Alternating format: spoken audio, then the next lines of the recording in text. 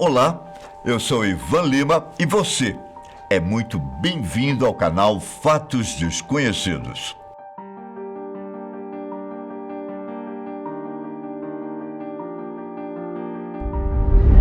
Na madrugada do dia 26 de abril de 1986, o reator 4 da usina de Chernobyl teve alguns problemas de funcionamento. Tudo aconteceu durante um teste de segurança, quando, por falha humana, o tal reator explodiu. Como consequência, 2 funcionários da usina foram mortos e começou um incêndio que foi responsável por jogar uma quantidade assustadora de material radioativo na atmosfera. O resto da história vocês conhecem muito bem. O material radioativo foi levado pelo vento e se espalhou pela região.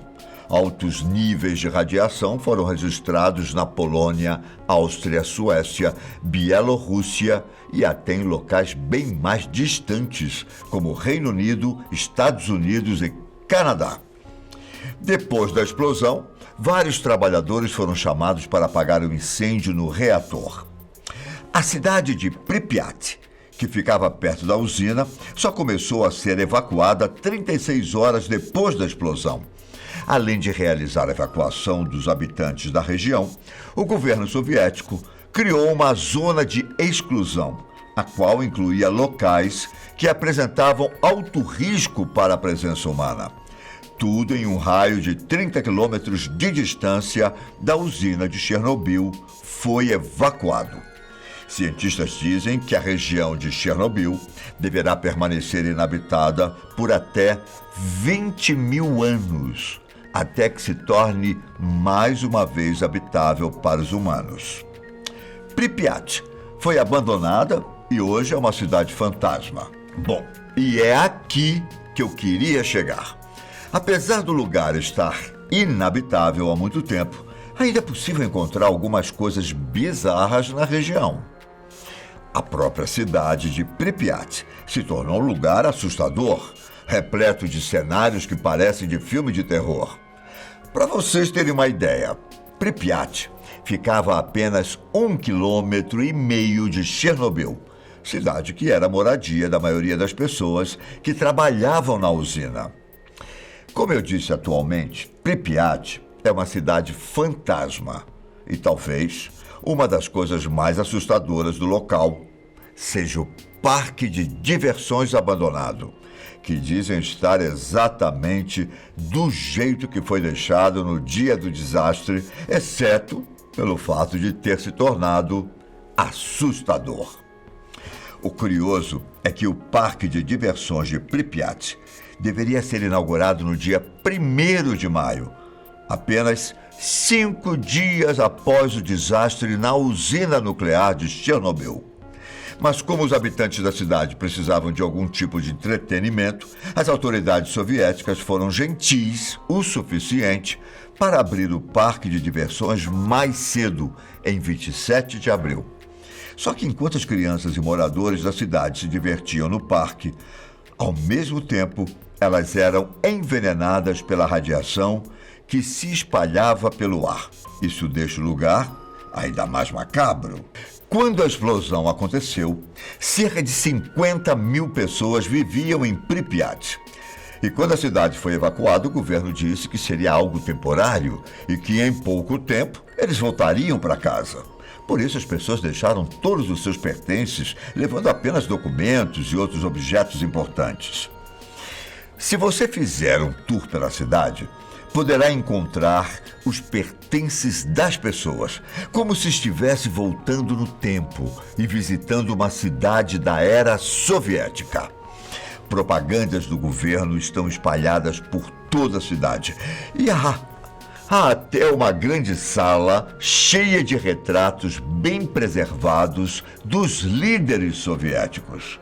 Além disso, também é possível encontrar murais do governo que exaltavam como era incrível viver sob o domínio soviético. E apesar da região só poder ser habitada daqui a um bom tempo, é possível encontrar pessoas por lá. Quando o acidente aconteceu, o governo soviético evacuou cerca de 116 mil pessoas, tanto os moradores de Pripyat quanto os moradores das regiões próximas. A maioria delas foi viver fora da zona de exclusão. Porém, algumas pessoas que viviam em aldeias e vilas menores não estavam dispostas a deixar seus lares. Elas tinham sobrevivido a muita coisa, como ao governo de Joseph Stalin e a Segunda Guerra Mundial, e não iriam fugir de algo que elas não podiam nem ver. Outros moradores voltaram para suas casas dentro de alguns anos, enquanto outros esperaram apenas alguns meses. O governo obviamente se opôs, mas em alguns casos não havia nada que pudesse ser feito. Cerca de 1.200 pessoas de um grupo conhecido como autocolonos voltaram para a zona de exclusão nos meses e anos após o desastre. A maioria deles tinha mais de 48 anos. E dos poucos que ainda sobrevivem hoje, cerca de 80% são mulheres. Essas pessoas sabem que o solo está contaminado, mas mesmo assim cultivam alimentos nele. Elas criam galinhas e porcos, apesar dos perigos reais de comer carne criada na zona de exclusão. Muitos deles estão na casa dos 70 ou 80 anos. Em sua maioria, ainda aparentam estar saudáveis. Além das pessoas que ignoraram a radiação e decidiram viver no local, também há muitos turistas que visitam a região. Para vocês terem uma ideia, cerca de 12 mil turistas visitam a zona de exclusão todos os anos. Existe até uma empresa de turismo que leva as pessoas para visitarem o local, tomando os devidos cuidados, é claro. A zona de exclusão foi aberta para turistas em 2011 e só é possível andar pelo local na companhia de um guia, que deixa os turistas longe dos edifícios perigosos e das áreas com alto índice de radiação. Fotografias e filmagens são proibidas, assim como o consumo de álcool e cigarros fora das áreas permitidas. Beber ou comer algo ao ar livre? Nem pensar. Assim como comer qualquer coisa que foi encontrada ou produzida na região. Também é recomendado tomar cuidado com o calçado que os turistas usam ao visitar Pripyat. E, se possível, descartá-los em um local seguro. Na cidade também é possível encontrar grafites feitos anos depois do acidente. Alguns desses grafites incluem silhuetas assustadoras dos residentes desaparecidos. Em muitos casos, essas silhuetas são de crianças que parecem estar brincando. Em outros, elas parecem dançar. Há ainda grafites em que as pessoas parecem estar desesperadas, tentando fugir dos horrores que aconteceram em Pripyat. Não por acaso, essas silhuetas são muito semelhantes às sombras permanentes deixadas nas paredes e degraus dos edifícios em Hiroshima, após o ataque nuclear que encerrou a Segunda Guerra Mundial. Muitos dos turistas que visitam o local descrevem essas silhuetas como fantasmagóricas e assustadoras. Em certos lugares, elas se tornam até perturbadoras, porque passam um pouco do desespero dos moradores da cidade. E não são apenas pessoas que vivem na zona de exclusão.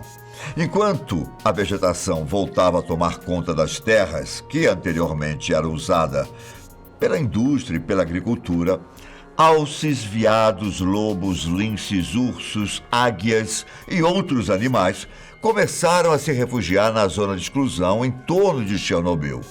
Esta área se tornou um santuário único para a biodiversidade. Porém, mesmo com algumas espécies aparentemente prosperando, a radiação demonstrou causar anormalidades significativas e potencialmente mortais. Muitos animais bizarros foram vistos logo após o desastre. Entre as mutações vistas no gado, porcos, cabras e cavalos, havia rostos deformados, membros extras, nanismo e até cores estranhas. O problema é que alguns casos eram mutações bizarras, tornando a vida desses animais praticamente uma tortura. A radioatividade teve efeito até mesmo na vegetação, nos fungos, micróbios e certos insetos. A serrapilheira, que é o nome dado à camada de material orgânico ou em decomposição presente na superfície do solo das florestas, é 2 ou 3 vezes mais espessas nas partes mais contaminadas do que em florestas normais, o que é ruim, principalmente pelo fato das folhas secas serem um excelente combustível para o início de um incêndio florestal, o que ainda poderia espalhar radiação pelo resto do mundo.